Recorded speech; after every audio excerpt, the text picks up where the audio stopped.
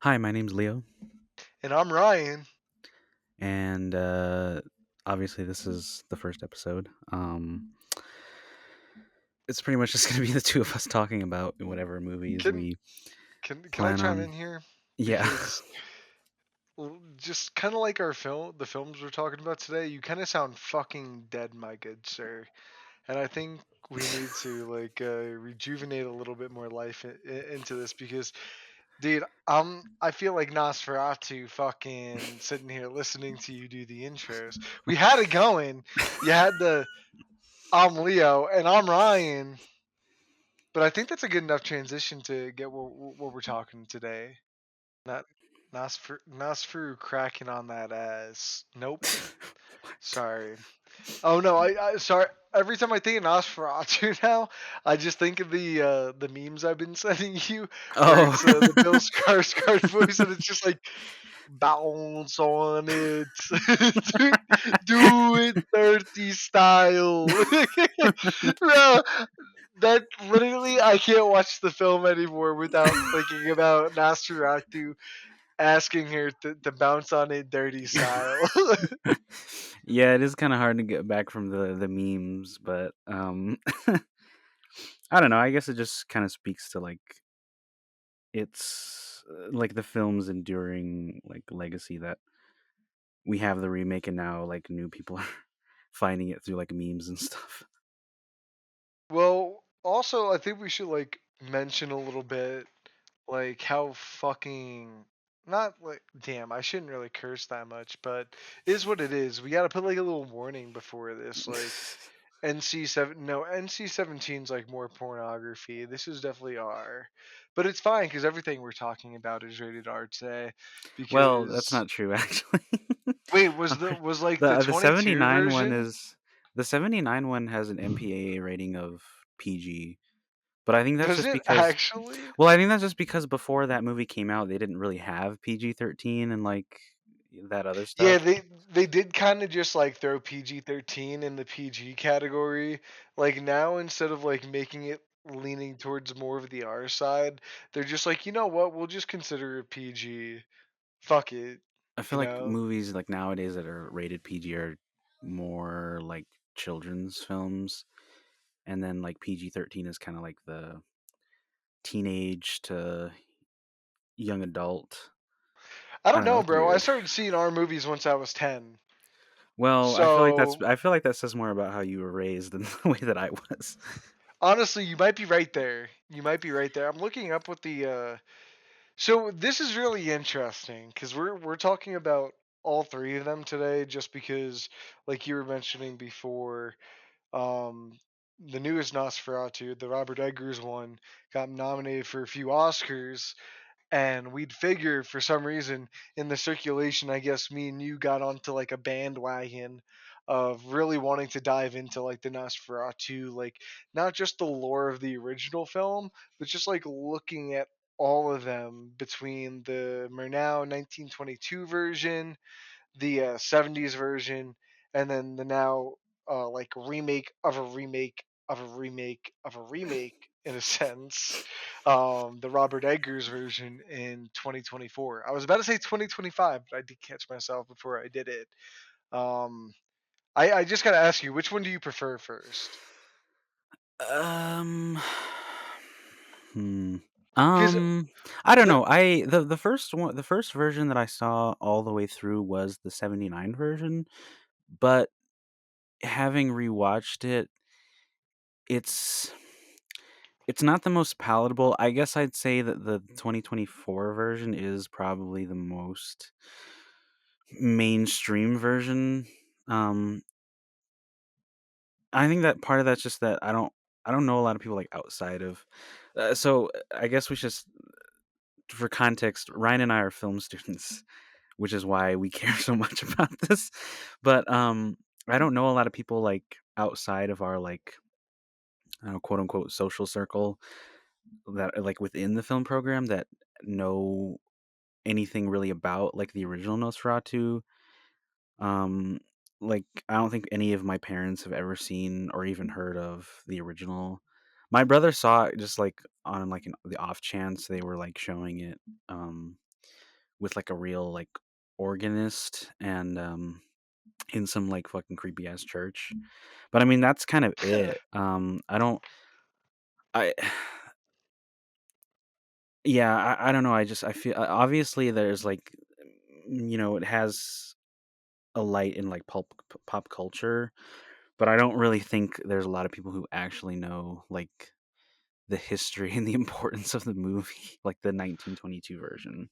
So I guess Anyways, since we're on I think you bring up a good point though. Since we're on the topic of the first film, I guess we'll just go in order of yeah. talking about the first one because how you were mentioning people were doing their own versions of color grading with the film.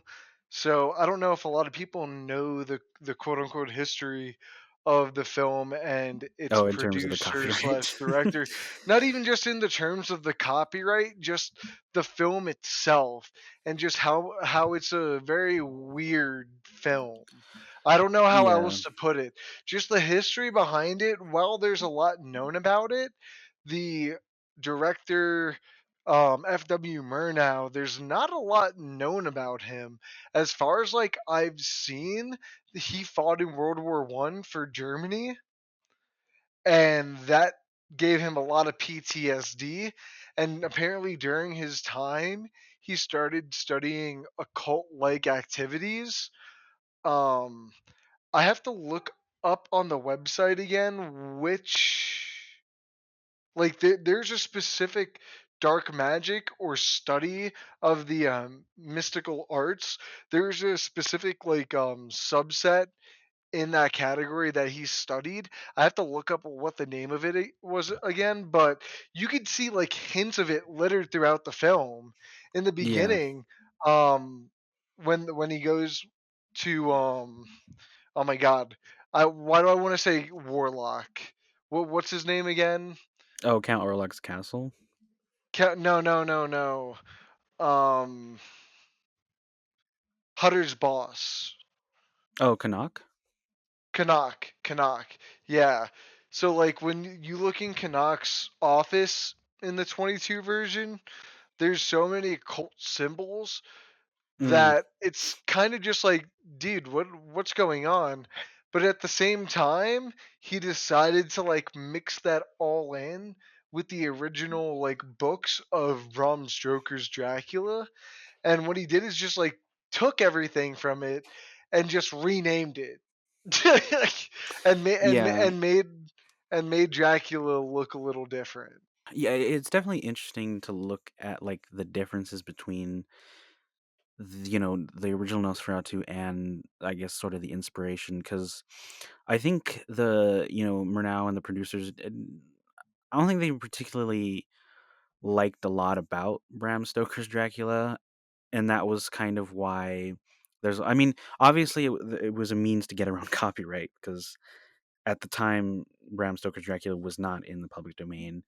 And we'll talk about how that affected it later, but um, I know I feel like a lot of it was really just like the concept of this sounds like a good movie, and I want to use that to sort of further um My own explore yeah like findings. further explore some of the things that I'm already like interested in researching in terms of like the occult. I mean, and that makes sense that World War I would have like made him interested in that shit. Yeah, no, it does. And to kind of add on to your point with the war, right after he got out of the war, um is when he created his one of many production companies. Oh, Yeah, dude, he didn't just have one. well, I He had mean, the one one that he had one by himself, but then he had a bunch of other ones with buddies that he co-ran mm, studios with. So that means like he did one of like your famous text Faust in 1926. And I don't know if you've actually seen this movie. When I was looking up his filmography like a week ago, there's a movie he did. I don't know if you've heard of it, Sunrise, A Song of Two Humans. Have you heard of that? I haven't, no.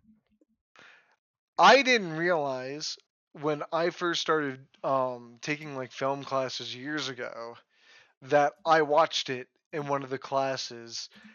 And so I tried to look it back up and see if I could find it anywhere. You can't watch it anywhere anymore. It's like one of those films like the Power Rangers movie from 1995. You can't stream it. It's not on DVD anywhere. It might as well not fucking Like, you can't even exist. rent or buy it? Yeah, no, you can't rent or buy it. Hold on one second, I And have to look this up. Well, yeah, it shows it's on Tubi. is it on Tubi? That's what it says on Google. Oh yeah, it does say it's on Tubi. Oh, here, Okay, it's well, actually on Tubi. You could rent it. Oh, so there are more places. You can actually get it on Amazon. Okay, anyway, I think you can yeah. now that we know you can watch it, I highly recommend watching it.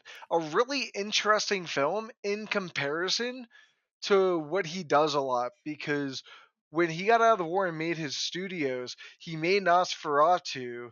Nosferatu happened, like the whole legal jargon stuff where after he made it, Bram Stoker's widow sued him, and after years of fighting in the court, I think they fought in court so long, the whole disagreement ended after Faust had came out in 1926. Oh, that's funny. It took like 4 or 5 years for them to finish the settlement, and the settlement Mhm. ended, as you know, with the destruction of all of the Nosferatu copies. But some Well, way, that was the ruling. somehow, yeah, The that was ruling the was ruling. they ruled that it was similar enough to Bram Stoker's original Dracula novel that um and I mean, so I guess some other background too is that I believe her name was Florence Stoker, his widow.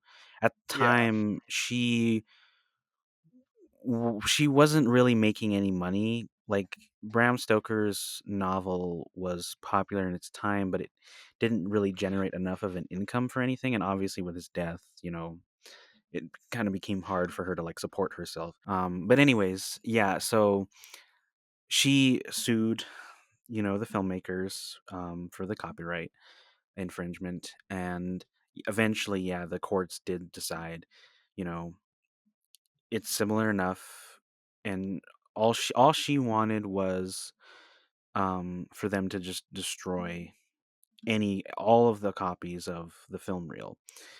But what you were saying is that because it took so long, like, there was no way for them to really enforce that. Like, obviously, like, they could go into the studio vault and be like, we're destroying this.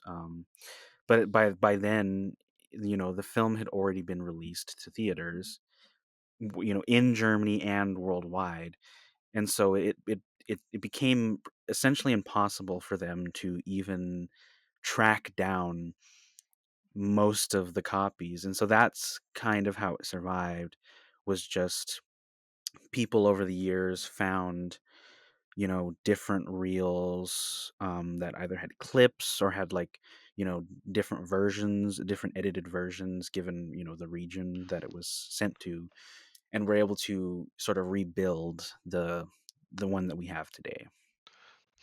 Well, yeah, a nice little note to kind of tack on to all this is I don't think people recognize that during this time vampires weren't a very popular thing. Like Bram Stoker, that was a he was popular enough, but he didn't get like into like mainstream popularity until closer to the 1979 version. And then the first Dracula from Universal came out in 1933, I want to say. Um I'm trying to What, the Bela look it up. Lugosi one? Yeah, 1931. Yeah, 1931.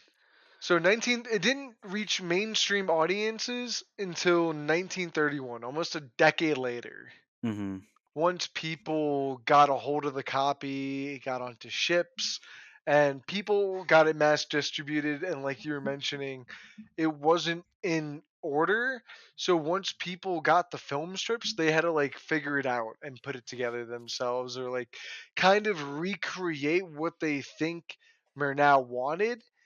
And that's the thing. Whatever version you watch, if it's on YouTube, if it's on Amazon, whichever, you don't ever truly know if you're watching the way he truly intended it, which is why I think me and you both find the film so intriguing at the end of the day. Yeah, I think definitely a lot of like the production aspects of it, um, like the backstory. It's interesting to look at the film with all of that in mind, because I don't think there is a version of Nosferatu available that is the exact version that was completed. I don't know if there's like any particular scenes missing, but I'm pretty sure there's like frames that can't be found. Um, and you can kind of see that. Like, I think there's a part where he's on the ship, and I think it's just pulled into Visberg, and he's like sort of like coming out of like below the deck, and there's like some missing frames in there. So I think those are like artifacts of that. Um, but yeah, I mean, given all of that, it's still surprising how like still satisfying of a watch given all of that stuff, because I do think it's different enough from the, like, even though it is really similar to the Dracula novel, it's still different enough in that it's like kind of a different viewing experience. Well, one question I wanted to ask you that I can't seem to remember myself was when they originally debuted the 22 version, did they have an orchestra with it? Because every version, I mean, you spoke about this. I've seen it without one before. Like when this film came out, like they didn't have sound, so they'd have to have an actual orchestra Yeah, there. most films prior to a certain year had But I know not all live. films use I don't that I though. wouldn't I wouldn't I wouldn't say it was an orchestra, but at least there was like an organist that would play on the side, um, Okay. to the film. Yeah, so Because I've seen this film with different music too. yeah, every version that there is has different music. I don't know. I haven't seen a version where I liked the music per se. I feel like I sometimes agree. it's a little jarring in terms of, in context of the movie that's supposed to be particularly like scary and, frightening or creepy, and you just got like the fucking the most um what's the word I'm looking for? It's almost like a laugh track song or Yeah, you've something. just got like the most like upbeat and like silly like orchestra music playing in the background while like Hutter's fucking getting the life sucked out of him or something. There's that like, and as much, and that's again that's something that like I feel like a lot of people like nowadays can't really, and you and me have seen this because we watched this movie very recently for the horror class that we're in, and seeing how people react to the movie differently given how old it is. It's definitely a hard movie for me to recommend to people to watch when they don't, when they're not like, film buffs like us and they don't enjoy that kind of look back into like the history of cinema. I think now let's dive a little bit deeper into Nosferatu, a symphony of horror, because I think another aspect to this film that makes it so timeless outside of all of that old history is something that F.W. Murnau is known for, and he's really known for his German expressionism with the use of his camera. And you can Yeah. see that absolutely littered throughout this film. And even though you could watch it without sound with the goofy music, he has such a way of framing many of these shots that I'm Mhm. pretty sure there's at least 3 to 5 shots just from this film alone that you can see in any film memorabilia trailer, like where they just go over the years of cinema, and you'll Mhm. see the iconic shot of Nosferatu or Orlok coming out of his coffin in this, or him Yeah. coming out of that little I dark even used it. tunnel. That's what I'm saying. Like there's or like the poster with his shadow going up the wall. There's so many iconic different imagery littered throughout this film that in its own right kind of makes it super haunting and Mhm. Yeah, I'm sorry. I could rant on about it. I'll let you touch on it a little bit. No, I mean, I agree with everything you're saying. Like, I that's definitely one of the things that I feel makes the original 22 version again like more rewatchable is just, and obviously this is the most like popular and like well known of like the German expressionism movement.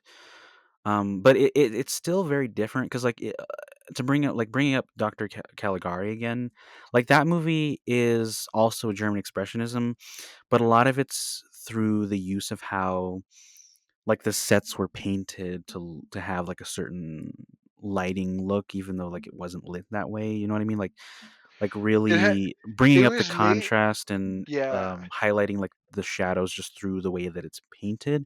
But this one is a lot more, I guess, modern in the sense that it like uses like real lighting to make a lot of those like effects.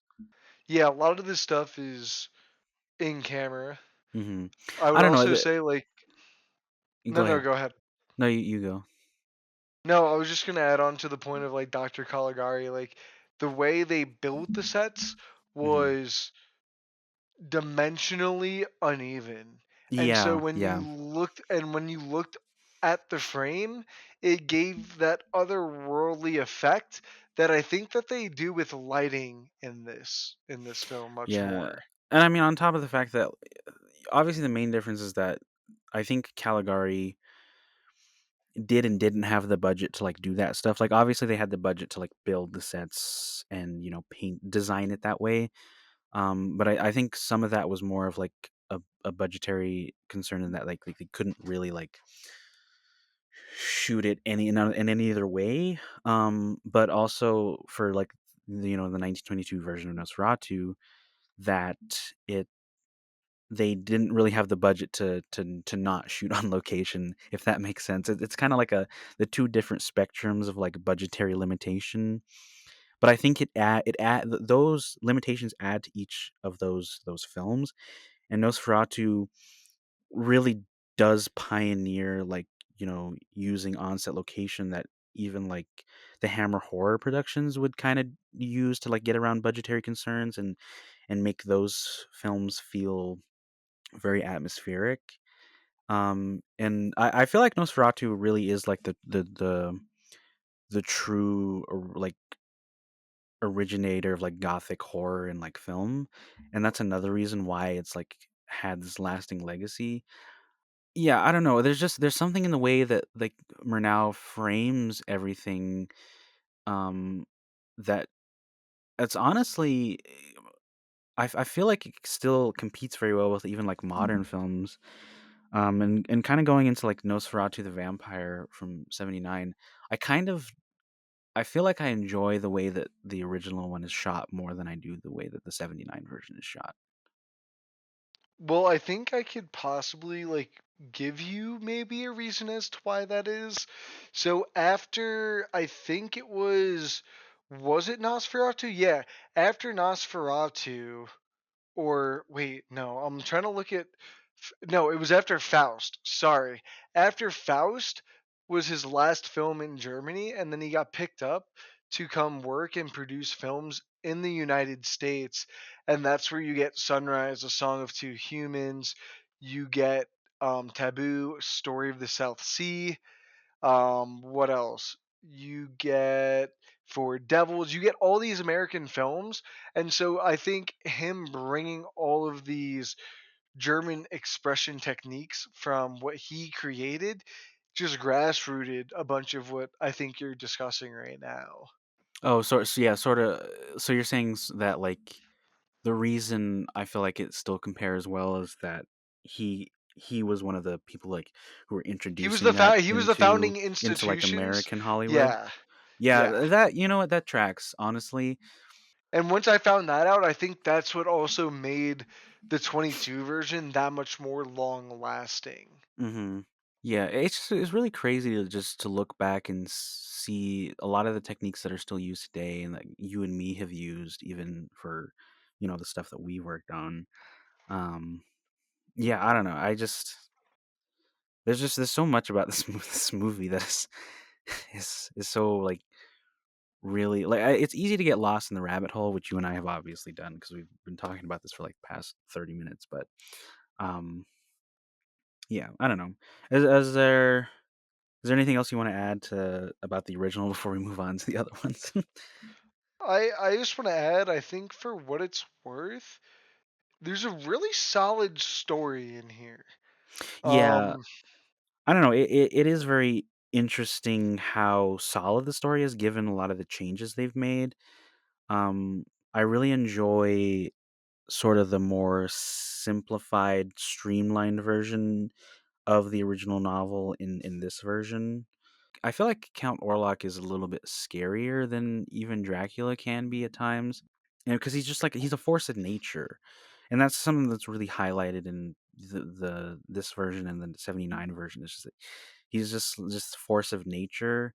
I like how you said that because if I remember correctly in the original Dracula novel, I mean this shouldn't be a shocker to anybody, but the way Gary Oldman portrays like the younger version of Dracula in Bram Stoker's Dracula, made in the 90s. I forgot what year it was, but I'm Yeah, I pretty think it was sure it the was the '90s. 90s. That's how he was portrayed in the books, as this kind of lavish, he's seductive type of man. And that's one of the key things that they changed is they kind of made him grueling and disgusting. Yeah. And you said he kind of feels like this force in nature. And Mhm. that's something that I found super interesting about this film while like digging into it is a lot of his post-war trauma FWs, Mm. Murnau's post-war trauma is in this film with the Yeah. bubonic plague, with the rats coming off the ship, and as you see in the in the 79 one and in the third one, or like the Jaegers one, the 24 version, he is the plague. He's like the very Mhm. definition of the plague. But also it's like all the other little subtle things. Like Ellen in the film is constantly worried about where Hutter is. She Mhm. doesn't know where he is. It's almost like getting shipped off to war. Something goes Yeah. wrong, like your Yeah. platoon gets blown up and you don't know what happens. No one can contact you and they just assume you're dead. And you just show up on their doorstep one day, a changed person. Because Yeah. that's something I noticed a lot more in the 79 version, with the way Hutter acts Mm. in that, like, especially when he comes back, he's way more affected than I Yeah. feel he even is in the 24 version. We'll get to that soon, but it's like those little things that I think add to this original story that Mhm. just makes the music that much more infuriating to me a little bit, is because Yeah. there's so many horrific things and scary things about this, and then they'll put like a fucking Charlie Chaplin song or whatever over Yeah. it. And yeah, I do agree that there's a lot of post-war stuff in here. We should also probably bring up the fact that this movie came out like I want to say 4 years after like the Spanish flu, which also like heavily affected everyone in Europe. Yep. Um, yeah, it's interesting to look at a lot of the historical aspects and see what they were pulling from in order to create this like heavily like societal commentary, because I feel like this one in particular is pretty it's more of a societal commentary on the way that people reacted, post-war and post the Spanish flu, in how like they react to a lot of the situations that are going on. Very very much like once we leave Transylvania, the film becomes a Spanish flu, bubonic plague esque film, Hmm. where one of, I think one of the more horrifying things is looking at the people going down the street and putting the crosses on everyone's doors, signifying the ones that have died and of the disease itself. And it's there's something so inhumane and so heartless about just walking down the street, and it's almost like a mailman giving you an envelope. Instead Yeah. of an envelope, it's death. Yeah, it is very detached, isn't it? Like, I mean, obviously, I know like that's historically speaking, that's what would happen. You would, mark off Yeah. the plague infested, houses. I mean, it's crazy how kind of cynical or pessimistic the earlier versions can be. Um, but I mean, it makes sense, given all the historical stuff we talked about. Well, also think about, that's the thing is, I I don't know, during Germany at this time, I'm almost certain there was no real laws or rules in terms of what you could and couldn't do in a film for like kids and stuff like that. You Oh, know what I you mean? talking Like, about the censors, the Hays Code? Yeah, yeah, the censors, like, they didn't have a Hays Code. yeah, They didn't have all this stuff, and so it's really it's just interesting for me to think about the idea of seeing a very surreal hmm, aspect of life being portrayed in a very non-realistic film so yeah, early on in history, when in America we couldn't really do what this film did essentially until the 70s, yeah, 80s, right? Like, yeah. I maybe forget how long the 60s. Hays Code was in effect, but I mean, yeah, it's we're so used. I mean, I think that is also like it can feel refreshing to look back at like these kind of films Hays Code where ended in 68, by the way. okay, yeah, So that so yeah, right that around the tracks, that time, yeah. tracks. So yeah, it's definitely interesting to look at this film, given how in like in America we're so used to giving everything a rating and like Who can the and can't see censorship, it? yeah, and obviously like right now like I don't want to get into like politics, but I know that, just as a surface statement, like right now there's just a debate on like who can say what and what's appropriate in like the media and whatnot. But yeah, I don't. Yeah, I don't know. It is interesting to look back on and think about how, um, yeah, just how depressing this movie can be, and I like that about it. Um, It's bleak. It doesn't tell you to be happy. yeah, It's telling you that, honestly, all good things come at a cost. She yeah, still had to die for everything to end. yeah. It's the one life for everyone else. Hmm. Do you want to talk about like the whole othering thing, or should we leave that debate out of this? I We mean, we could, but let's just, for time's sake, let's just go on to to Nosferatu the vampire. the 97 or Okay. 79 version. Yeah. Okay. Cool. Yeah. So, yeah, I feel like there's not a lot of people who know about this version either. I didn't know Um, about it until like 6 months ago. yeah. I think I said this before. This was the first version that I saw all the way through. Obviously, I'd seen clips from the original one, but it wasn't until after this one that I kind of really got into like the original film. So this one was released in '79. I think it's like a German French co-production. Yes. But I think worldwide it was distributed by 20th Century Fox. Anyways, so yeah, it's directed by Werner Herzog.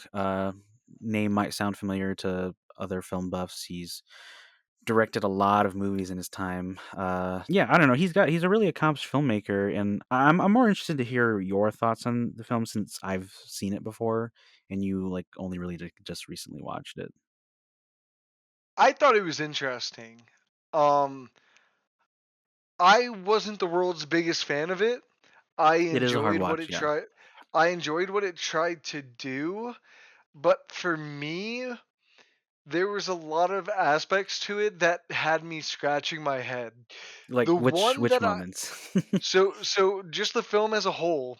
I remember I read, watched a video, I heard something about this somewhere, but it feels every single line from every single character is dubbed. Oh, okay. So I'm glad you brought that up because I did forget to Cuz mention it. cuz So I'm like, this I'm pretty this sure there's characters that are dubbed throughout the entire thing, right? so there's two versions of this movie. There's an English version and there's a German version because 20th Century That's Fox right. 20th Century Fox told the production like, hey, we want to release this, worldwide. So essentially, what they would do is they would film everything. They would film every every shot in German, and then they would redo it in English so that they could release the English version to, English speaking countries. But they didn't do it for every shot and every take. So there are some shots where you can clearly tell that it's dubbed over. I think Wasn't it most of it. also that Klaus Kinski didn't have good English as well? No, all of his stuff is in English. Is it Um, really? I the I only the thought there only was one actor that really couldn't speak any English. it's the Van Helsing character, I'm pretty sure, because I That's noticed it. towards the end, he like there's a scene between him and uh Lucy. That's another important thing to bring up. Even though they have the original names, for some reason he named Mina Lucy and Lucy Mina. It's really weird. That's another thing that is kind of jarring about the name change. But anyways, so yeah, between his character and Lucy, you can tell that all of his stuff is dubbed over. I still think it's him speaking English. I could be wrong, but I think it's just like a time constraint, or he's It just obviously doesn't older. Um, it just doesn't feel like it was mhm. properly put in, so it would constantly throw me off. I will say it's obvious that the actors aren't necessarily comfortable speaking the dialogue in English. It can come across as unnatural when they speak.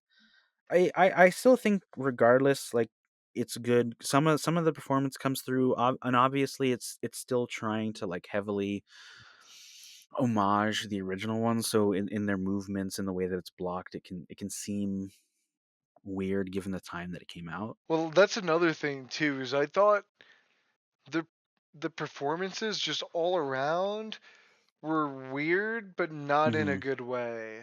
Not in a good Like, way. well, no, because I just think about when he first wakes up after his first night in the castle Harker. Hmm. And oh wait, no, it's not the first night. It's the second night after he realizes something's going on and everything's locked around him. Hmm. That entire scene felt so prolonged and drawn out because it never felt like he was ever scared. Like, it to me it seemed like he went throughout the film not really giving much of a shit. I never felt like he was I've afraid, anxious. It was really weird because then she's the same way too. But she's always Um afraid. Harker. But like her performance, her dialogue says she's afraid, but her performance, like I'm not talking about what she says, I'm talking Hmm. about like her expressions, her expressionism. Just it doesn't come off that way. She'll be like, Hmm. "I'm really scared. Oh no, Harker." Hmm. I mean, You again, I know? think I think some of that is just the fact that I know that actress. I'm trying to. I think it's her name's Isabel Adjani. I don't know if I'm saying that name right, but I've seen her in other stuff. And I know she's like multilingual. And she's been in other movies where she speaks English. I think this one was one of her first times having to like really speak English for a long period of time for like a movie. So I think some of it again is just that not being really comfortable speaking English on camera. But but also I think some of it is just like a directorial choice in that a lot of the characters in this version particularly can kind of come off sort of one note in their performance. Like Very for the most flat. part, for the most part, um, Kinski's Dracula is very just. He says a lot of the same things. He acts kind of the same way. Like obviously there are like like certain like shifts where he'll be more like aggressive, but I especially for Lucy. Sorry, I'm trying to remember the names. For Lucy, it's for the majority. I'd say she's playing it very paranoid and like overly worrisome, and then with fuck, what's Jonathan. This is really why I don't enjoy the name change, but for Jonathan, it is very like just detached, but also a part of that is just the way it's shot. A lot of it is long takes from one angle that's very far Well, away from the characters. I didn't that's enjoy where that. because and I know the 2024 version does this too, and we'll talk about it in terms of cinematography. But I feel like it works there. It doesn't exactly work here. I think Herzog is trying too hard to make it similar to the 1922 version where they did do a lot of that. But the reason why is just that original silent film era films are like that because they're trying to emulate stage plays because that's what people were used to, and obviously they didn't have sound, so a lot of it had to be that way. Well, I think also it goes to the issue that at least I had is for me personally, the film just felt way too bright. And Right. it took yeah, no, it did. Because in the castle when he first wakes up, none of it ever felt spooky. I didn't feel any Mm, terror. And I think that's the thing for me is this film just feels like one giant fever dream. that's true, And that's true. there's something about it that I don't prefer in the story when there's if this was the version that was first, this might be a different conversation, you know? But the fact now that we have three, Mhm, it makes this one stand out a lot more because the 22 and 24 version are so much more alike for so many different reasons. And mhm, it's not just because of the story, mhm, it's the tone as well. This feels tonally way different and I don't fully understand why, or mhm. if he was just trying to go for it to go for it. I mean, I think part of it's just the time that it came out. um, I know when it came out, Roger Ebert said kinda a similar thing where like, he liked the movie, obviously, but his sort of note was, it's not really a horror film. It's more, It's a drama. yeah. I think he uses the word like it's more meditative at times because of its slow pace and the way that it's edited together. But it's not for people who are like creature feature fans because he does kind of treat Dracula more sympathetically than the other two versions treat Orlok, if that makes sense. Yeah. Um, And I I don't know. I think I I I I enjoy Klaus Kinski's performance as no or yeah, as Dracula. Um, I was going to say Nosferatu too. I'm like, yeah. wait a second, Well, no. it's weird because there's so many different names. Nosferatu. I don't know why it's called Nosferatu, but Well, that's the thing because Nosferatu if is. it feels like he's just trying to do what he thinks F.W. Murnau was doing, wanted to do. That's what it comes off to me by changing all the names too. Like it's just really weird. I And mean, I think we'll get he's. to the ending in a minute, but I don't even want to Yeah. start you about the ending. Why? I was gonna I ask you what hated you it. thought. You hate it? Why? Why do I you not like hated the it. ending? I really want to hear why you I don't like the ending. There's something about him just becoming the next Dracula Nosferatu that Hmm. is kind of underwhelming. I'm not someone who likes the plot line where it just ends by the cycle repeats almost, you know what I mean? And so I didn't feel like the story really warranted itself and it just kind of changed itself to be a little bit more different than just saying, "Hey, I'm just doing the same exact thing this guy did. I'm only changing the ending." Cuz Hmm. essentially it's really the last what 10, 15 minutes where the film ends where the first one does, the 22 version where she dies. Hmm. Lucy dies. I wanted to say Julie, I don't know why, but Lucy dies and then the film just kind of goes on, and I'm sitting there wondering, like, okay, because at least in the 22 version, we'll talk about it a little bit more with the 24 version. Is Lucy and the female characters in this have more of something to do, and you'll see Hmm. that a lot more in the 24 version. Hmm.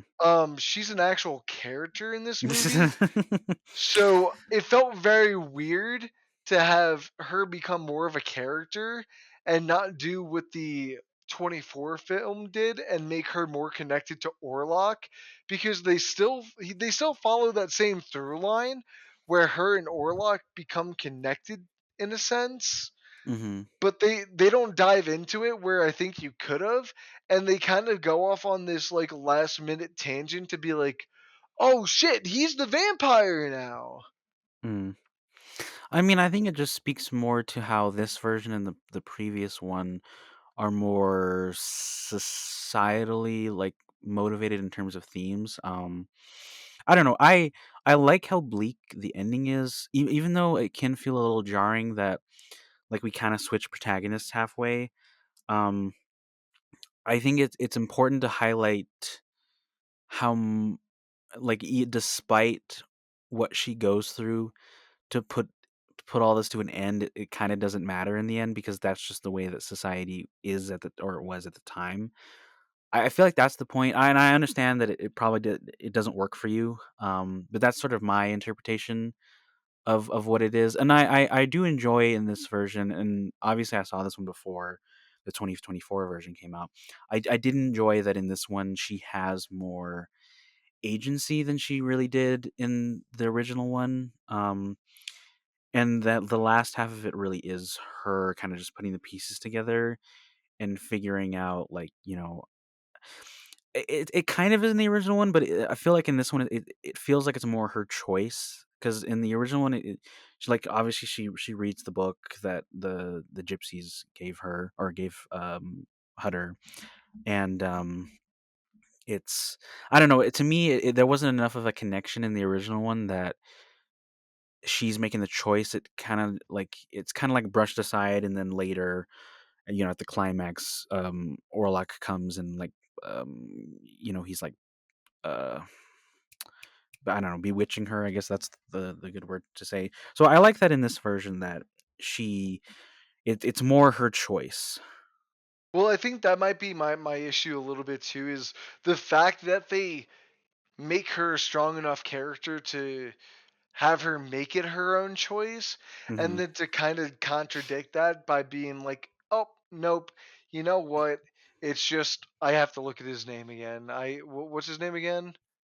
Thomas, or I mean, Thomas. Jonathan. No, no, Jonathan. Jonathan. Yeah. See, bro, Yeah, it's really bad this is what because yeah. it's just really confusing, and that's why it makes it really hard to talk about this Yeah. movie sometimes. But then it just like goes back to Jonathan for the last 10 minutes, and like I'm just like, it didn't bother me. It didn't annoy me. I just felt like it undervalued everything that they did for her character Hmm. coming into the film, after kind of like you said, just switching the narrative about halfway through. They followed the traditional story of Jonathan going to the castle and all that.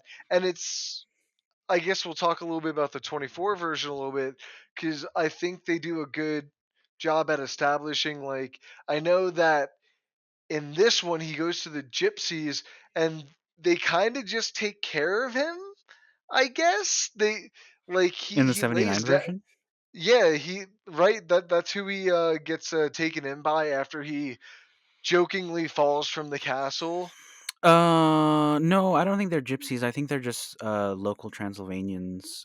Oh, okay, I thought they were gypsies. Then the No. local Transylvanians, like, in this one he's just like Lucy, and then that's really it. And I get that they didn't want to go more into it because they wanted to like be like, twist, he's a vampire. But I like that more in like the 24 version, where it's not really a too much scene, but they explain like that's how he got rid of like the vampire disease, so he's able to like not transform and Hmm. have happen to him what happened in this movie, because it just feels like it's something that gets pushed to the side almost. With And the fact it's, that Jonathan is becoming a vampire. Or? yeah, the fact that he's becoming a vampire, just Hmm. all of it, because his whole experience with I was about to say Nosferatu, but Dracula in this movie just feels so nonchalant based off everything that comes before. It, Hmm. like I said, the 24 one does it better, but you get the sense or the urge from the townsfolk that this is someone you don't want to fuck with, and it goes to the performances again. He just like casually, nonchalantly, he's just like, "I'm here for business. Sign this." Oh, this man's sucking on my finger. Okay, that's not weird. Hmm. But Yeah, I I definitely mean, think I agree. he The both the 79 and the 22 version do struggle in terms of plot logic because there's never any real motivation for as to why these events are set into motion. And I mean, I think there's still aspects of, like, in the 79 version when he brings up, like, oh, I'm going to, Castle Dracula. The the gypsies and the innkeeper are like, oh, that's, it's pretty weird, you shouldn't do that. yeah. But I Yeah. see what you're saying in terms of, like, in terms of performance and tone. It's not treated as, maybe, as serious as It it just felt should. awkward. Yeah, and a lot of it is pretty awkward, I'll say, like, in terms of how it's executed, which it can make it hard to sit through. None of these are movies I would really suggest me watching, more than every once in a while. Um, Even though I still think they're good. Yeah, there's a lot of interesting directorial choices in the 79 version that I feel don't land as well. Like, I think it focuses, like, one of the things that I had trouble with is I think it focuses too much on him on Jonathan kind of just walking around trying to get to Castle Dracula. Well, that's the thing.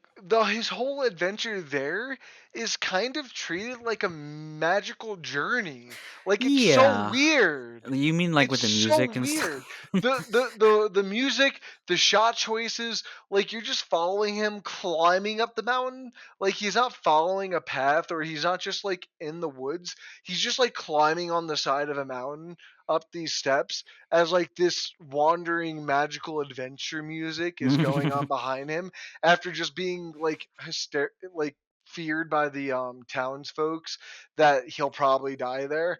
It's just really weird choices, but I think that's the thing that makes this film really interesting to watch. Yeah, I don't know. I know that even at the time, a lot of people kind of found it tiresome. There's never a moment where I thought, like, oh, this is, kind of boring. Like, they're all interesting images, and I can kind of see the intent. It's hard to track given how long it is, like the pace overall. Like, I know the 2024 version is technically a longer movie in terms of runtime, but this one, the 79 one, just feels like it takes longer to get through because it is so slow, and there's a lot of it is kind of just them talking and kind of talking in a monotone sort of way. But I also think And it goes to the shot choices too a little bit. Like going back mhm, to what you said about the difference between the German version and the English, like yeah, it goes a little bit further than just the language difference. In the German one, there's different shot choices for yeah, all I've the heard that. Yeah. scenes. Which, for example, when Jonathan first gets brought back to the town, and he's sitting in like that town hall or whatever, kind of unconscious, and all the people stampede out of the room. You know how it's just a wide shot in the English one? In Hmm. the German one, it's edited back and forth between that wide shot and a close up of them rushing out of the door, and like it moves faster. And it's really weird that Mm. they didn't I bet decide you. to do stuff like that in the English one. Well, I That's bet what you it makes was it I bet even you it was a more that's what time makes it thing. aggravating Yeah. too. I bet you it was a time It had thing to of have just been. like oh, we don't really want to shoot the full coverage of all of this entire scene. Let's just shoot it all in. And there's a lot of that where a lot of it is just like one really wide shot for some reason. And it kind of, we'll talk a little bit more about this in terms of the 2024 version, but that, to me as a viewer, just makes me feel really detached from what's going on and what's happening in the scene. And I feel like the 2024 version, in even the 1922 version, just, it gives us a lot more to work with in terms of, like, what we're watching and how characters are reacting. Because like, the in this version, when he first like sucks on his finger or whatever. Like that scene feels kind of I downplayed, hate it. in I which like hate it. it's a tracking shot and we're following over um Jonathan's shoulder, and we're seeing the anger and that kind of like animalistic animosity that um fuck, Dracula has for him, but we're not really seeing much of the fear on Jonathan's face until he like sits down. But by that point, a lot of the tension has been just like deflated, Gone. and immediately after that, like Dracula kind of just reverts to that more like charismatic and soft spoken kind of you know behavior. If it feels like he's able to control his temptation in this movie. Mhm. And it feels really weird because like I don't know why. Mm. Like going back to your whole the detachment in the scene, it for me like I'm watching it and I'm like I think it goes back to why it being so bright all the time, but Mhm. also it's just this tracking medium shot with with and that's it. There's nothing else to it in bright fucking day in a pretty characterless castle. Mhm. Because there's a part where I think it's when he's writing the note to Mhm. Lucy because there's no mail carrier around and he's just writing his notes. Mhm. He mentions how the castle is this really obtuse magical place and I'm looking at it I'm like, "Bro, it's just a bunch of white fucking walls. What are you talking Mhm. about?" I will say some of And the there's a it's weird. yeah, I will say some of the yeah, production design is a little weird in this one in terms of like the set locations, because there were aspects where I was kind of sitting there thinking like, is this really what any of that looks like in that time period? Like some of the time period stuff feels a bit off, and also I know when I was doing a little bit of research on this, I know that they weren't able to film in the same locations that the 22 version was. There was like some political stuff. I think they like denied Herzog permission to shoot there because of some sort of thing that was happening at the time in that country, and so they kind of just had to make do. And it was a low budget film.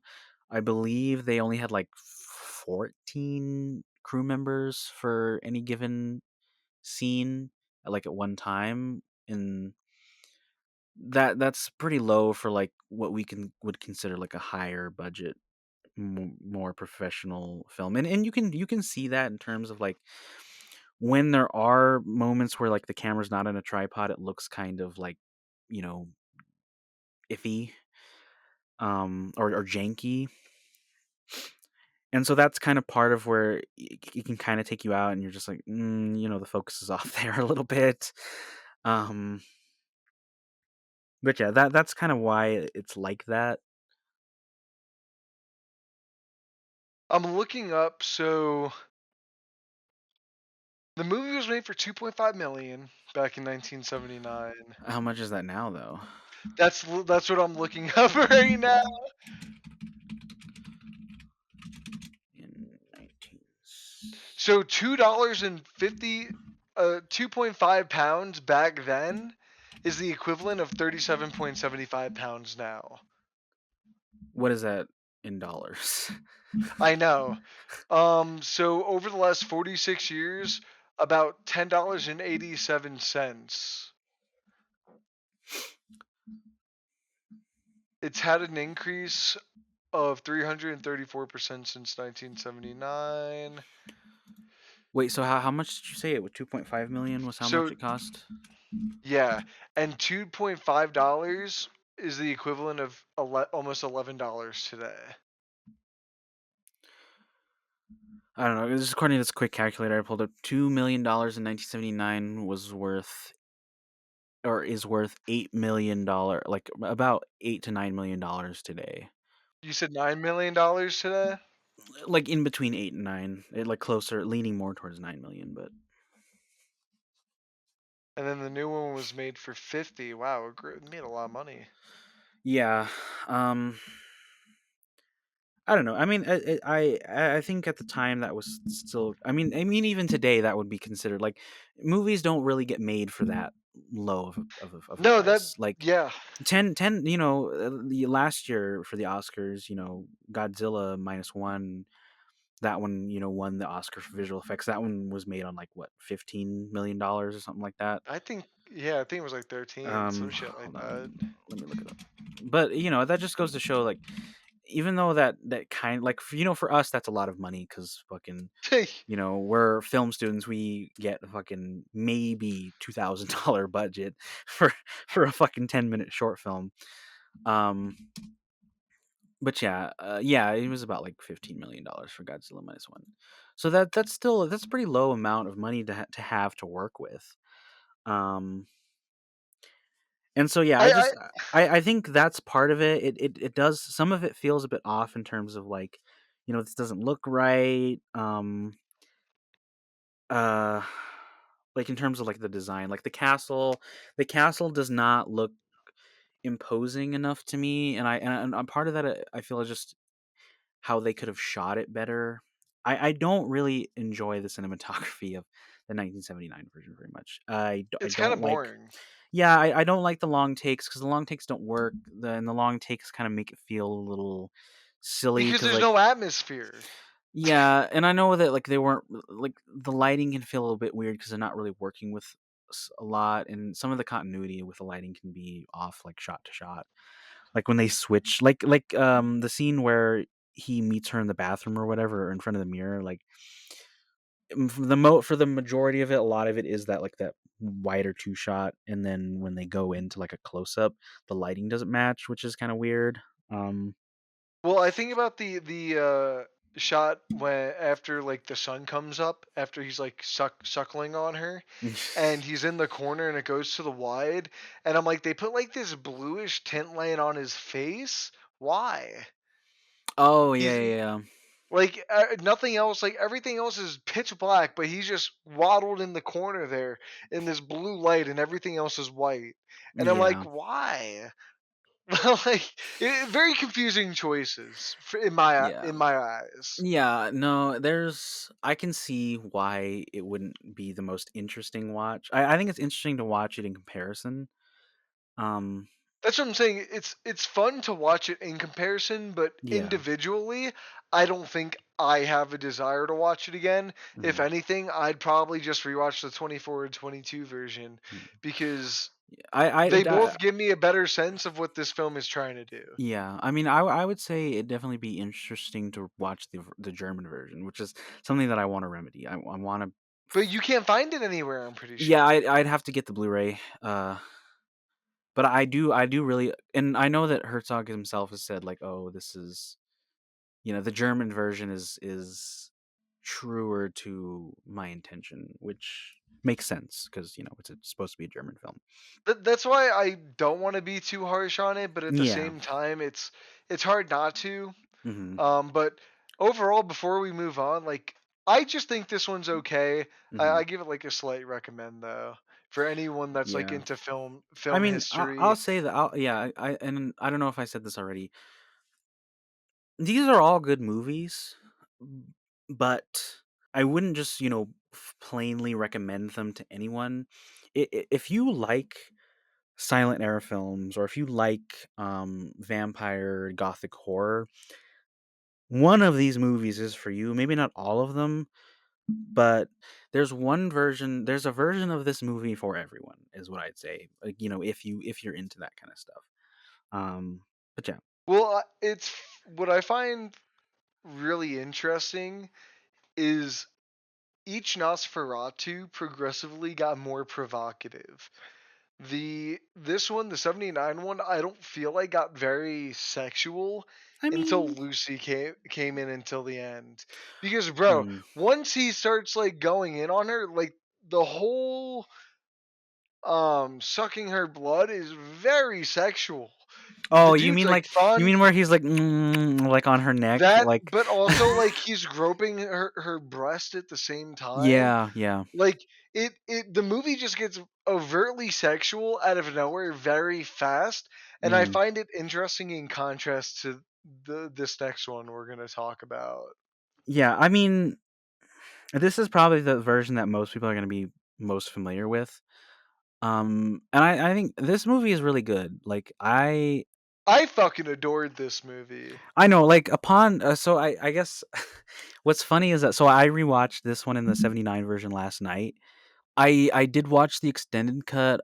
Have you seen did you watch the extended version yet? No, but that's on my to-do list. I don't know how I feel about the extended version. It feels like it didn't really need to exist because it's only 4 minutes longer. Um, I had to look up where the differences are. Like, I could kinda see, like, oh, this is most of it is just, like, extended bits of dialogue that while I think I think they're nice to see, you definitely don't lose much from watching either version, you know what I mean? Yeah, there's really no difference. It's not like watching a Blade Runner movie. Yeah, but it reminds me a lot of, like, the Hellboy director's cut, um, where it's minimally different, but at the same time, you can kinda see why they maybe wanted to release this version because there's minor bits and pieces of like, there's a scene in the extended version of Nosferatu where, um Albin von Franz or whatever his name is, Willem Dafoe's character, he's kind of explaining more to Aaron Taylor Johnson's character and um, the doctor, Cedar, I think his name is. He's kind of Yeah. explaining to him like this other like research uh, paper that came out about like this mystical thing. It's interesting. It's interesting to watch more between them compared to like the theatrical version, but it's not that substantial. So I don't know. I don't know. The good thing is that like they're not gonna. It's not like they're gonna charge you extra for the extended version because it just come like if you buy it in physical media, it just comes with the Blu-ray copy. So that's the good thing I'll say about that. Dude, this movie, it's like an extra 40 minutes. Yeah, and I like those extra 40 minutes. Like I said earlier, like it doesn't feel like I mean, I didn't feel like it felt overly long. Like obviously I saw this in theaters when it came out with my brother and sister. And I I didn't I didn't realize this until we were sitting outside where I was like, I wonder if I should have maybe rethought inviting them to see this with me because it's a weird movie. It is a weird, and Robert Eggers is a weird filmmaker. Like all of his movies are weird. The Lighthouse is fucking nuts for no reason. I like that movie. I don't mean to say this as like a diss on Robert Eggers. I like his movies. He's a really good director. But yeah, just me sitting in the hallway waiting to go in, and I'm like, I wonder if I should have prepared them more for this. So I just like casually said to them, I was like, I hope you guys know this is gonna be a weird movie, and they were like, "Oh, okay." And then as soon as the credits started rolling, my brother looks at me. He's like, "You know what you meant when you said that was gonna be weird, don't didn't you?" I was like, "Yeah." Well, that's the thing, bro. I brought my fucking mother to see this movie. How did that So, go? just from the opening scene of Lily Rose Depp just having sex with the air, yeah, Oh yeah, the I'd say it orgasm. went well. Well, yeah, bro, it just opened up and I'm like, "Oh, it's this type of movie." Yeah, but Well, I mean, it it's better. is, It's but like I don't mean to reduce it to just that because yeah. it's I much mean, more it's than that, that's the but other thing. Like, it's hard to talk about this movie without talking about how overtly sexual it is. But when we talk about it, we don't mean to say that it's bad because it's overtly sexual. And like, I know you and well, me were talking about how people were complaining about Honora winning, Best Picture and Best Actress, given how overtly sexual it is. I haven't seen the movie, you have, but it's just like that we don't mean that as a criticism, and I know a lot of people think that it's bad just because there's sex in it, and I'm like, that's not a valid reason. Like, to kind of touch on that topic, I want to talk about just how I think that's one of the stronger points of the film, yeah, and how I mentioned before how each one kind of becomes more overtly sexual. This hmm one really dives in deep and goes head first into it, but it's not one of those movies where it's overtly sexual because Lily Rose Depp is really attractive or to see someone naked or two people to have sex. hmm But with this film, it adds more into what I think is missing from the 79 version, Mhm. and it's making the female character, in this case it's Ellen, the Ellen Lucy character, is they give her more of a reason to fight against Nosferatu in this film, not Dracula, just in case you were wondering. Um, because throughout the film, I think the sexual oppression is almost as if she's always taking off her clothes. The problem is with her being held down and constrained. She's Mhm. always tearing her clothes off and trying to be free of a man's power. And I think Robert Eggers really throws the message into this one. And I found it to be really profounding in the provocative way rather than, oh wow, this is just tits to or boobs to be see boobies or to see two really hot actors to have sex. I thought Yeah, Eggers was able to find a balance. some like not even a balance, but like something that wasn't really touched upon a lot in that Mhm. 22 version or really ever acknowledged. Because like you said, in the 22 version, she kind of just dies and caves in, and Yeah. Edgar's kind of finds a way to make it an empowering woman story, but also making it that Nosferatu has these powers that can make anyone do anything under his power that the other Mhm. two don't really explain, and I think has that disconnect issue for you earlier on because they kind of just like go into his grasp but you never understand why. At Mhm. least for the 22 version you can understand because they didn't have the technological abilities that we have now, but like even in the 79 version there's ways they could have done it that kind of felt lazy and kind of felt half-assed to a way that this film doesn't do. And he Eggers just dives really deep that I really enjoyed with this film, Mhm. with the Yeah, Ellen and I mean, character. I feel like the key difference between this version and the other two is that the other two, like I mentioned before, they're more like societal commentaries. I mean, this one is to an extent, but I feel like this one works a lot better in terms of being like more approachable because even though it's really weird in terms of like its overt sexualness, it feels really personal, and that's because Ellen is so center frame, and she's such an interesting character. Because this movie is about consent. Like, I feel like it's very obvious. I mean, obviously, people can have different interpretations, but I really feel like this one's more about consent, and which makes sense given the time that it came out, or the time that he originally started working on it. Because Robert Eggers has been wanting to make this movie for years, like ever since he first started directing. I know he has a background in production design too, and we'll talk about that a little later in terms of how Orlok looks in the film. But um, yeah, so I think he wanted to make this even before The Lighthouse and The Northman. And he's acknowledged that he probably shouldn't have tried to touch that. Um, but yeah, I mean the original script, or one of the original scripts that's floating around, I think was from 2016.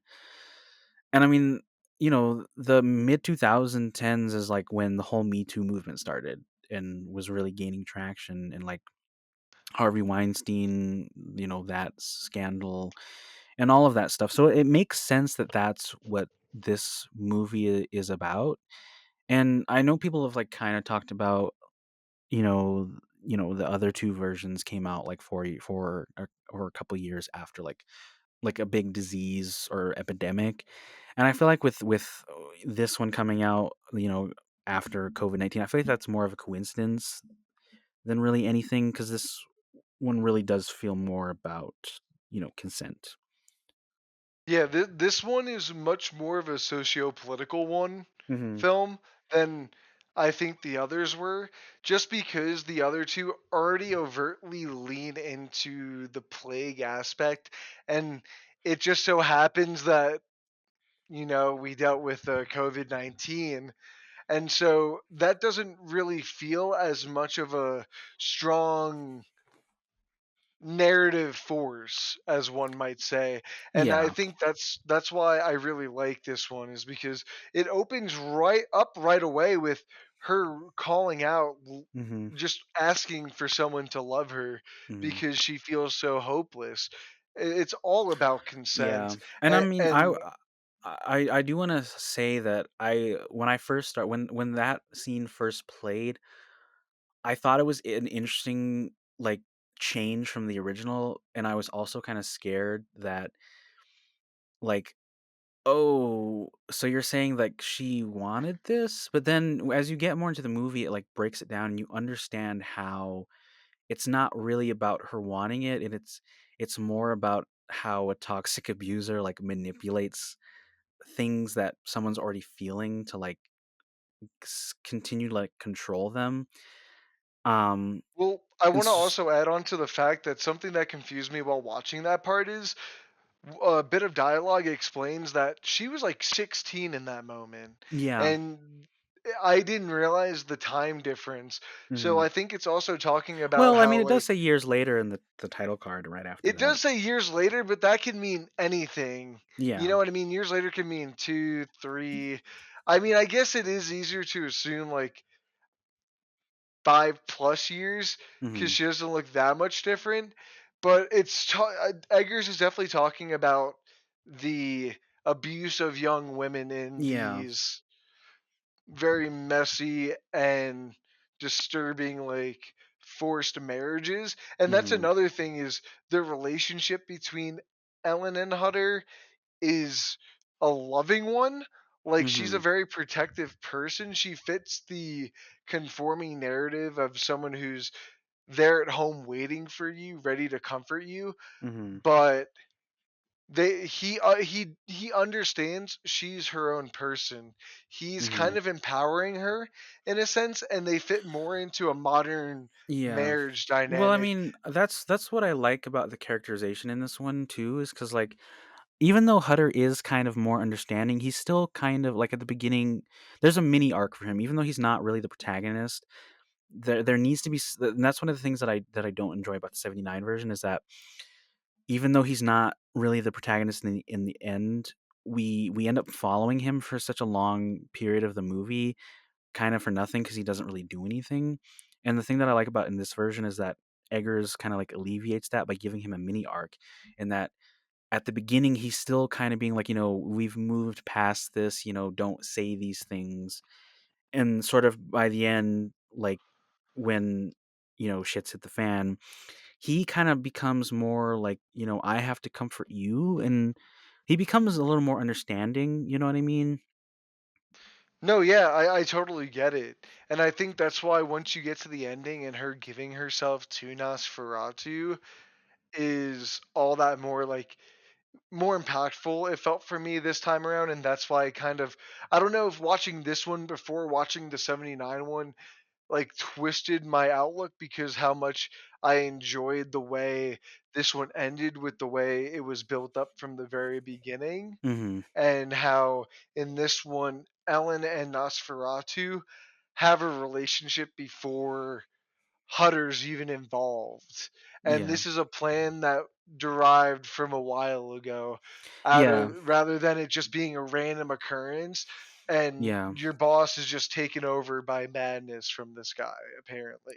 Like Yeah. I mean, I definitely enjoy the added motivation because, like, one of the things that doesn't really make sense about the original stories, and even in like the original Dracula, I'm pretty sure, is this that he doesn't he doesn't realize who Mina or Ellen is until after.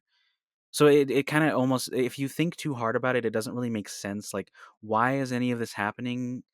And it feels super contrived in a way.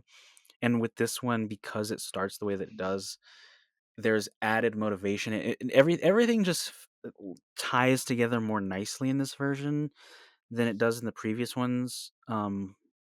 And that's just really a testament to how good of a writer Eggers is. That he was just like, this needs to make sense in order for people to buy into it. Because it is, you know, i- there needs to be that level. Because otherwise, it's just like, why are we watching this weird shit happen for like 2.5 hours? yeah. Um, and yeah, I don't know. This movie all around is really good. In terms of the story and the themes. There obviously there's still like societal implications, even though it's not in the forefront. Like I don't want to say like it's not a societal commentary because it is. You know, if we look at the Me Too movement and even like the whole thing with like Neil Gaiman that came out recently and him being like a fucking sex offender. It's just like I feel like it works more because it is more personal to the characters. You know what I mean? And so I like that Friedrich, Hutter's friend, and his wife, they're expanded on. They have more to do. And it's weird too because there's technically more characters in this one than there were in the other ones.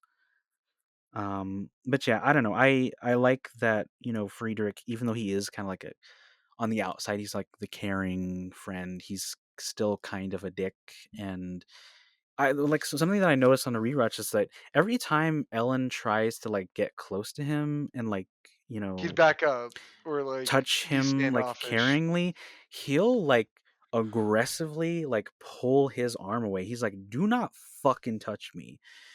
And it's just like, damn, bro. Like, it's very obvious that he doesn't believe that, you know, she's mentally ill, like he's just like, you're just weird and I don't like that. You shouldn't be in the same social circle as me. Well, I think it also just ties back into what we were talking before about how women are just constrained. Hmm.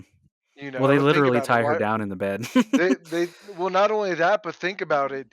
The to, Hutter's friend Aaron Taylor Johnson has two daughters. Hmm. He's sitting. The first scene we see of him, he's talking to Thomas, wishing the third child's a boy. Yeah. When they first bring Knock into the jail, Hmm. oh my god, what's the doctor's character's name Cedar, I again? think it is. Cedar, you're right. When they bring Cedar down, he's like, why do we not lock him up down here? We don't treat people like this anymore. So there's Hmm. so many different kind of themes, Hmm. not kind of themes, common themes of imprisonment, being chained, Yeah. being linked to a toxic masculinity. And I Hmm. think that's why when you see Hutter, you see Defoe's character, Cedar, they're all essentially nice men, and that's why I think when you see Aaron Taylor Johnson, he stands out that much more. He's Hmm. the representation of everything that's wrong. A man who Yeah. puts up a fake smile and a fake act just to hope that the women in his household do whatever and he just gets a boy that he can turn into a true man Hmm. because he doesn't view women as peers or people equal Yeah. to him. Yeah. And I really love that argument that he has with Ellen where she's like she kind of does what he wants from her, sort of like, or in a sense, like she acknowledges the power dynamic and just was like, I just have to beg on my knees for you to listen to me. Like I kind of have to submit to you, and it's sort of foreshadowing to later when she kind of does it with Nosferatu. But in that moment, I love that the way that it's blocked and that she gets on her knees, and then when even she realizes that even though she's trying to like you know, talk to him and he's just not going to acknowledge her, she does get up and that's when she becomes more confrontational with him. Um I don't know. I love that scene. I've heard some people like sort of say that like they didn't enjoy Aaron Taylor Johnson's performance and I don't really understand why because everything about him just feels like it fits the character, like the performance. And even when later when his children his entire family fucking dies, I'm like he gets really emotional. I felt really emotional too because even though he's a dick, I mean, I guess I shouldn't say a dick, like even though he's like that, you still feel sad for him I mean, his knowing family that, was brutally murdered. yeah, knowing that his like he's still a good friend and he still feels like a good husband and father. um And so, I feel like it's wrong to say that he's not giving a good performance because he is. And like if he wasn't, I wouldn't really feel that way about his character. It makes you conflicted because you want to hate Yeah. him because of all the terrible things he does and like act towards women, but Mhm. there's also that side that you can clearly see where there is like this ounce of care inside of him. Yeah. But something that makes me feel weird is this guy is mega rich, super wealthy, has a giant mansion, yet he makes both of his daughters sleep in the same room with one another. I don't Yeah. know. I think there's subtle things like that littered throughout the whole movie that Eggers Yeah. just didn't throw in like he just casually did it. Like it's very well thought out. Mhm. But like this is why I think this movie works so well. Is he was Yeah. able to like place all these small little details in not only the dialogue but setting up the characters and like Mhm. putting the daughters in the same room or having the Cedars say why are we treating people like this? We don't treat people like animals anymore. Mhm. And meanwhile you have Aaron Taylor Johnson who doesn't exactly fit the narrative of treating someone like a monster, but is very much on the edge. And then once you see him at the Yeah. end, He's he very might as well casually be a sexist. monster. Yeah, but at I the mean, end, he he might kind of as well be a monster and I think with that's the also bubonic plague. I think that's kind of the point of that part, like I where he does contract the plague and he becomes sort of like The true uncharacter. version of himself. Kind of, yeah. It's like that. It sort of like infects him, and he kind of like loses all sense of himself. You know what I mean? I feel like Well, that was it the point of including that moment because otherwise it is kind of like a weird moment. And I remember when we got to that scene, I was kind of just sitting there like, I wonder if my sister and brother are like really uncomfortable with what's happening right now. But yeah, I don't know. I love all of that stuff, even though he's not really the focus of the film. I still think he's utilized very well, and I think Canuck is utilized. One of the things that kind of annoyed me was that not about the movie, but that like both my brother and my sister didn't really enjoy the movie because they were like, oh, my brother was like, oh, I thought Willem Dafoe's character was unnecessarily kooky. But I think the sort of like inherent like campiness to Knock and what the fuck is his name? Willem Dafoe's character. I can't remember his name. Um, it's like it's something like Von Franz, right? Van Or Von hold on, Franz. I have it up. Yeah, Where's the cast of this? it's something crazy like that. I do want to. While we're talking about cast, I do want to say that when this movie was originally like greenlit, Bill Skarsgård was originally supposed to play Thomas Hutter, and Anya Taylor Joy were originally supposed to play Ellen, which I think that could have worked. I know Anya Taylor is a really good actress, and she's collaborated with fucking Robert Eggers like quite a bit. Um, but I She do did like, his first film, bro. yeah. But I That's how do. she got famous. That's what I I remember her know. from, at least. Yeah, but I do think that overall, I like the way that the cast rounded out for the version that we got. Well, All right, I do want to where's talk about Lily Albin Rose Depp Eberhard von because Franz is his name. oh my god, see, trying to remember that, fuck Yeah. no. Anyways, what were you saying? I think Lily Rose Depp, like I know me and you've spoken about this a little bit before, but my only exposure to her acting wa- Was the was idol? that show, The Idol, with Yeah. The Weeknd. Hmm. And like I didn't think she was necessarily bad. I just don't think the show did her any justice. So I was curious going into this because I love Robert Eggers, and Hmm. I feel like we can all kind of trust him to a certain degree at this Hmm. point, and so I was with him. But I gotta say, she was fucking phenomenal in this movie. Like her body acting was beyond anything that like I was even expecting, which is why I think that opening of her having sex with the air was kind of so like not graphic because you're watching her have sex like with the air essentially, But it's her being able to do that, like rolling her eyes in the back and contorting herself and Yeah. being able to do like those huffing motions, like all these small individual things that come together really made it fucking horrifying, and you really felt bad for her throughout this entire journey.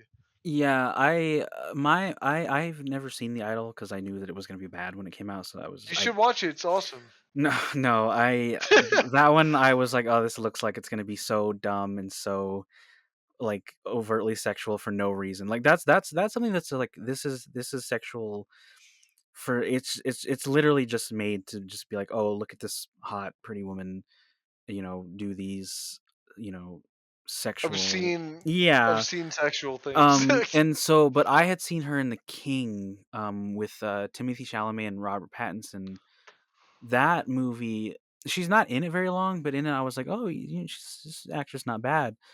But seeing this, it's a whole other level of acting. I don't know how else to describe it. Like, honestly, I wouldn't I this is, like, this performance, I would have loved to see get nominated for Best Actress. I know she wouldn't have won, but I think it's worthy of that nomination because I agree. it is really good. And she even though she's doing these kind of like I guess kind of over exaggerated like monologues, it still feels true to the character and it still feels like natural.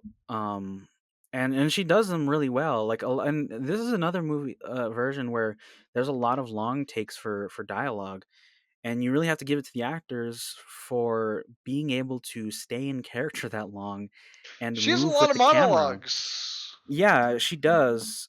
And I love every single fucking one of them. They're all fucking brilliant. I just think all of the acting in general is probably one of my favorite out of all of his films so far. I think this is his best ensemble. I think whenever you have Willem Dafoe, that instantly makes it 100%. Mhm. But like Lily Rose Depp, instantly I want to see her in so many different things now, and not just like horror films, but Yeah. like I genuinely believe she can do anything she wants. Nicholas Holt, I've always casually kind of been a fan of, but Mhm. I feel like ever since the menu came out, he's kind of had this like uprise all of a sudden, and now he's got Lex Luthor coming on the way. So Yeah. I've slowly become a really big fan of his, and this film really kind of just pushed that narrative for me a little bit more. Mhm. Who else is in it? I mean, you I got mean, Bill Aaron Taylor Skarsgård, man. Johnson. we Yeah, we got no, to talk no. about Bill Skarsgård as the That's titular that Nosferatu. bro, that's gonna be like a whole 20-minute conversation. He gets his own little section because you discussed about Aaron Taylor Johnson. Yeah, Um, oh my god, I forgot the name of the actress who portrays his wife. Emma She Corrin. Yeah, Corrin. from The Crown and She's Deadpool and so Wolverine. she's so fucking good in this. For the small role that she has, I think it goes back to the way Eggers writes his films. She is such a nothing character in the last two, but Yeah. he gives her a purpose outside of just being another female figure to like solace her in Mhm. time of need, you Yeah. know? I don't know. I definitely enjoy the contrast between her and Aaron Taylor Johnson, like as a married couple, because she's still kind of conforming to that sort of like societal norm of like, oh, I'm the wife, I'm the stay-at-home wife. Housewife, yeah. I'm here when my husband needs me, and I'm here to take care of the kids, and I'm all that stuff. But at the same time, she kind of stands up for Ellen when he like was like that moment in the beach, where Ellen's very upset that there's just no word from Thomas, and he's trying, but he's failing to console her because there's just this undertone of like, you're being, nonsensical and whatnot. And then when they walk away to give her a moment, he's just like, you shouldn't get lost in her fairy ways. And she's just like, bruh, like, calm down. Like, you don't have to be this way. Like, she's my friend. She's going through a She hard tries to talk, time. like, some sense into Yeah, him, like, and she doesn't just stand by and just, like, listen to him berate yeah, her, she doesn't encourage him thinking that way about her, and I really like those moments between the side characters where, you know, they're just kind of expressing how they feel about the situation, and they're having, like, it's not really an argument, but there's still, like, that conflict of, like, you know, we shouldn't be conforming to this idea of how women and people should act with each other. No, I But absolutely I mean, agree. it's funny because the only thing that I had ever seen her, like, I knew she was in The Crown, but I had only seen Deadpool and Wolverine with her, and that's a wildly different character. Dude, I said the same thing. I actually didn't recognize her until I saw her name come up in the credits. And then I looked it up on IMDb and I'm like, "Oh my god, bro. That's Emma Corrin?" Yeah, but I Like, mean, they're both really good performances in different ways. Like in Deadpool and Wolverine, that one's obviously a little more over the top, and she's being more sinister. And I think she plays up the British accent a little more in that one. But in this one, it's more on the subtle side. You know what I mean? yeah. And it really does fuck you up when, like, they die. Like, um, You feel bad yeah, I because mean, you like the it's a characters. brutal moment when because we don't see her die, but we see the children die, and that's another thing that They get we were talking ripped. about the Hays Code earlier, where it's just like, oh, you can't do anything to children You in this can't movie. see like children or Yeah, animals die on screen. and then in this one, they're just this dude rips their fucking necks out. I mean, this one is kind of like the epitome of going against the Hays Code, you Yeah. know? But real quick before we talk about, the titular Nosferatu, I did want to highlight, like, the cinematography. We kind of touched on it briefly, but something else that noticed about this one is, yeah, aside from, like, the long takes and stuff, is that Eggers kind of, like, disregards continuity of eyeline. Um, and I first noticed it at the beginning when he or when Thomas is first going into Knock's office. It's we follow him in, and then he stands at the desk, and the camera keeps going, and we see Knock sort of, like, rummaging around while talking to him. But in that shot, he keeps looking towards the camera, and then in the reverse shot, Thomas is also looking at the camera. But then when when Knock comes around the desk, the camera dollies back, and it reveals that Thomas has just been standing off to the side. Did you see that? Yeah.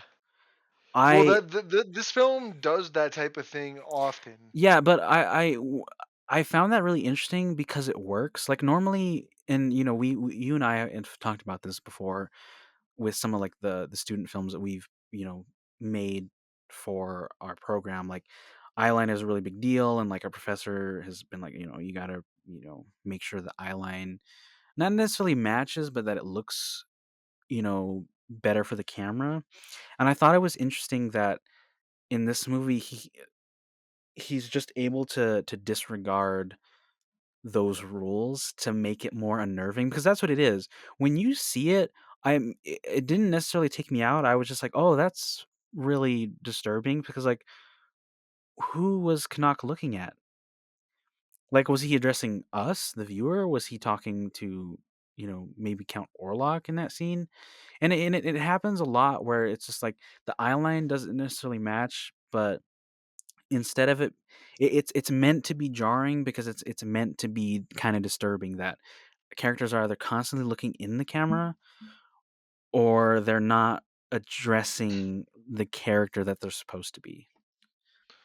Well, I think that kind of just go like since we're on the topic of editing, I just think about the whole adventure between the town and to the castle and how it all kind of does that type of editing really fucking well, I might add, Yeah. where it's this really jarring discontinuity editing where it has one of arguably my favorite shots of the film where Hutter's just like in the middle of the street with the snow falling down, the camera just falls Oh, you down, and mean then when the in carriage comes to get him? yeah, when the Oh, I carriage fucking love comes that to get scene. him. That is arguably my favorite scene, and I have it like continuously on my head, but then it continues into the castle and the camera's almost treated like a shadow, and it's just Yeah. really cool the way it's utilized in this scene in particular, even though it's used very well throughout the film. Mhm. But it really adds to you being under the spell of Yeah. Orlok, not just Hutter, Mhm. you know. Everything leading up to that is good, but, at the This same pushes time, it. yeah, at the same time, it's your traditional just like, "Oh, we're setting up the threads that are gonna continue. We're setting up the characters, their relationships to each other." I do like the stuff with the gypsies because it adds more to the lore of the vampire, and that comes into play later, but as soon as we got to that scene with the carriage and him meeting Orlok for the first time, that was the turning point. I'm like, "This shit is just goes so fucking hard for just no reason." Um, but yeah, I loved that moment where the horse there's that it's all super stylish, and I know the whole movie is very stylized, but that one just felt, like, very overly stylized with, like, the slow motion. We see the horses sort of, like, acting erratically, and then it just cuts to the carriage just in a completely different position than it was before, and it's such an interesting but simple way to illustrate how fucking weird everything is with Orlok and, like, the castle, and that's the thing that I really enjoy about the movie is that, yeah, it's a high budget movie in comparison to, like, other things. Like, I wouldn't necessarily call this an indie film, but at the same time, anyone could do these things, you know what I mean? Yeah. The techniques that they're using are so simple, like, simplified, that it's something that anyone can do and come to the same effect. Yeah, I absolutely agree, and I think that's the magic of Robert Eggers Mhm. is he just miraculously puts it all together really well like that. Yeah. I just don't know how else to put it because I find it hard to talk negatively about this film. I Yeah. mean, I guess you could say that like some of the conversations go on for a little bit long, Mhm. and like you were saying, like the extended cut's only 4 minutes long, and like it's little shit like that. Like maybe they could have done it a little bit more, but outside of that, I don't know. I don't know. Obviously, again, you and me are biased.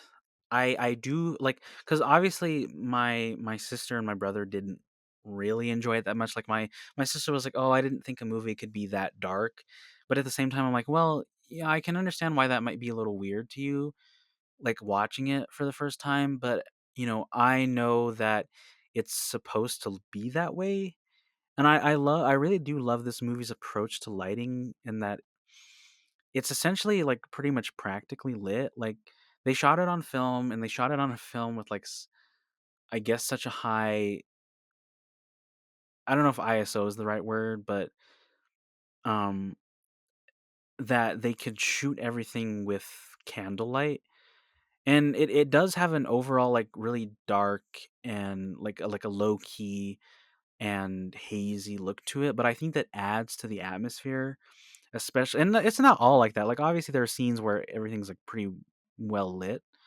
But it's not, like, overly bright like you were saying with the '79 version. But I know why it's like that, but I can also see why, some people might find the mustache to be a little weird, even though I think it's pretty cool. So I think overall, it's just, like, it depends on who you are as a person on whether or not you're gonna really enjoy this movie or whether you're just gonna be like, "Eh, it was alright."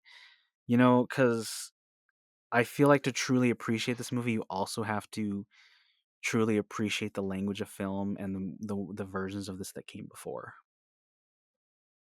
I guess it's a better time than any to just talk about Count Orlok in this film Nosferatu, because Yeah. I would say the only reason why it's a bigger deal for this one is he's utilized and created in a much different way than the other two.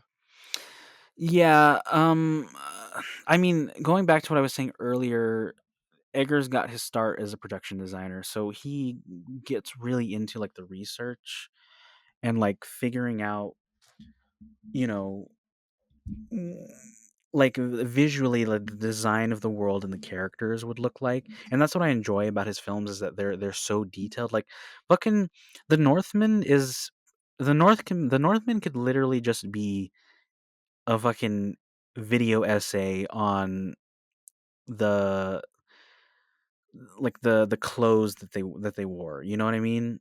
Like, that's how in detail that movie is, given how little we know about that time period. Well, in like regards to the production design, he like put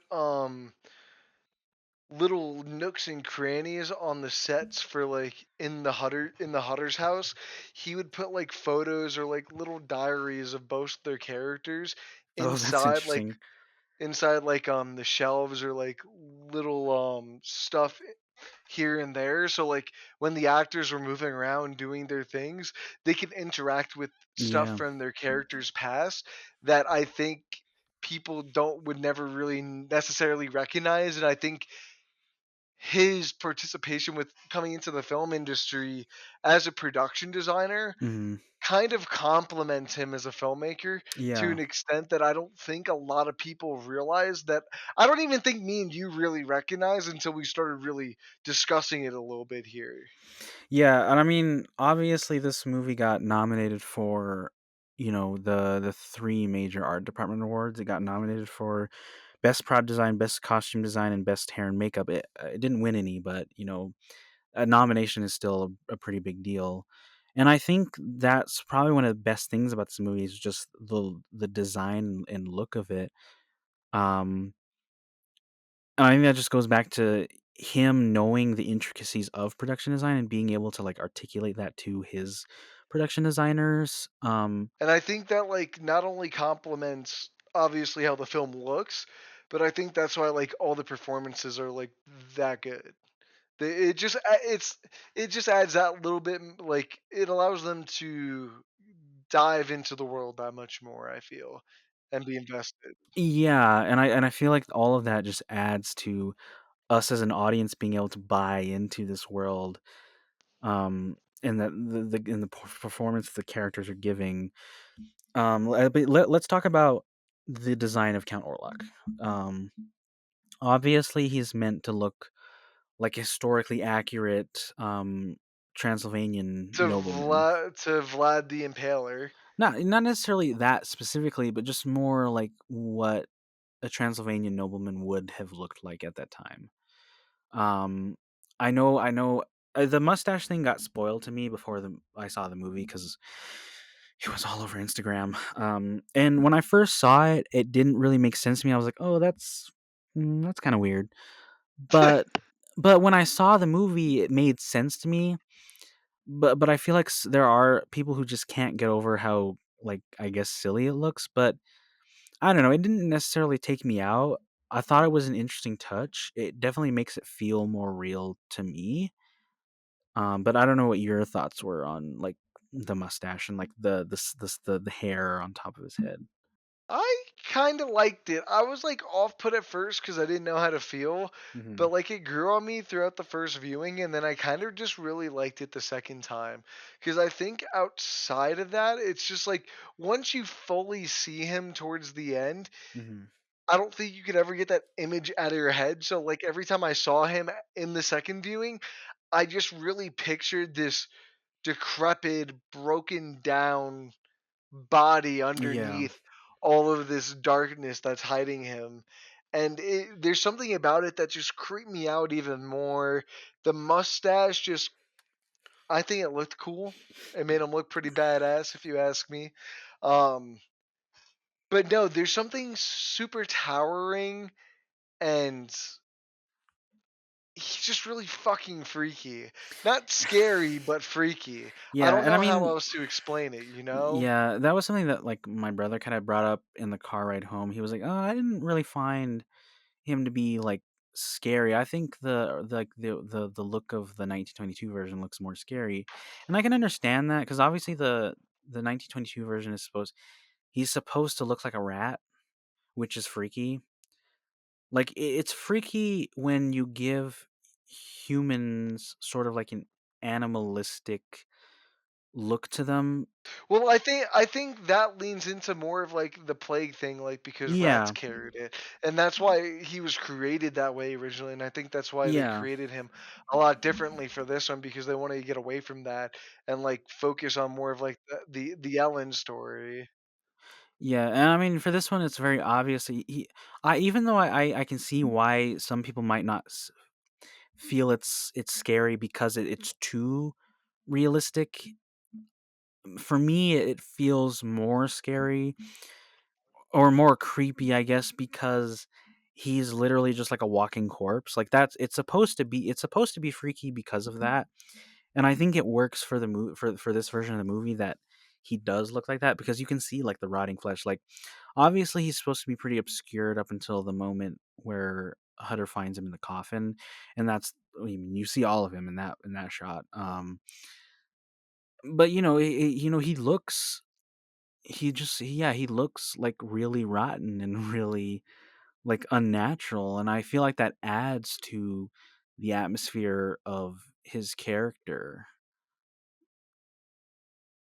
Yeah, I absolutely agree, and I think that's why there's like a massive difference for when a Hutter first wakes up or like when he's exploring the castle when he first realizes that like I have the bite marks on me, I'm not safe, and he tries to find him and he finds him in the coffin. I think that's like the difference between the 22, the 79 and the 24 version. At Hmm. least more so between the 22, 24 compared to the 79 because the 79 it's just so weird in comparison Hmm. because when you go you just feel so much more urgent, it feels darker, the tone is like you fear for Hutter's life if he doesn't find him in time. Yeah, In both the 22 and 24 you don't get that. yeah. In the 79 you're just kind of like, bro, just smack him and you'll be fine. Yeah, and I think that that's one of the key differences between this one and especially the 79 version is that I didn't feel detached from the characters and what was going on.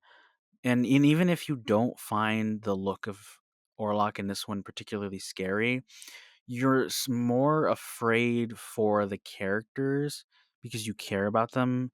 And part of that is just, it's edited with some reaction shots. The 79 is like just wholly lacking in terms of like reaction shots, and I like that for that first scene between Hutter and Orlok we focus primarily on just how fucking creeped out Thomas is, and then in that the scene with in the, like the tomb or whatever, we're primarily following it's not really the shock of what he looks like, it's just like the context around like the sun is going down, and he feels this instinctual need to just kill Orlok, and then he fails. It's really fucking terrifying to see Thomas going through that and watching sort of the way he's thinking out loud. No, yeah. I'm just happy that it didn't take the path that the 79 version did and try to make it a different ending. I think the ending works the way Yeah. it does, and I think he improved it from the 22 version. Yeah, it's different in the sense that there's more characterization to Ellen, and she is sort of the centerpiece of it, and that it's as interesting and exciting as it is to see Thomas really, trying to do whatever he can to help save Ellen. at the end of the day, it is just about her sort of regaining some of that power and freedom, and that, this is her choice to do this to Orlok by, just using his sort of lust against him. You know what I mean? I think this movie was just successful all around, especially when you do compare it to that 79 version. And I think that's why I think as a whole it was really interesting for us to Hmm. come back and talk about all three of them, because while they're all similarly the same, they all have the same beats, this and that. They have the same character. They're all vastly different in the way they portray that same character, the story, and all of the fun shenanigans like that. I definitely think this one is also going to have pretty lasting impact going forward. I can't see this one, like, I feel like even though the 79 one was like real well received, it's kind of been, you know, destined to obscurity. And I don't think that one, I don't think this film is gonna have that same like aftermath. I feel like people are gonna come back to this one because it is scary, like as a horror film, but it's also very like, I don't know, very meaningful. You know what I mean, in terms of like the story.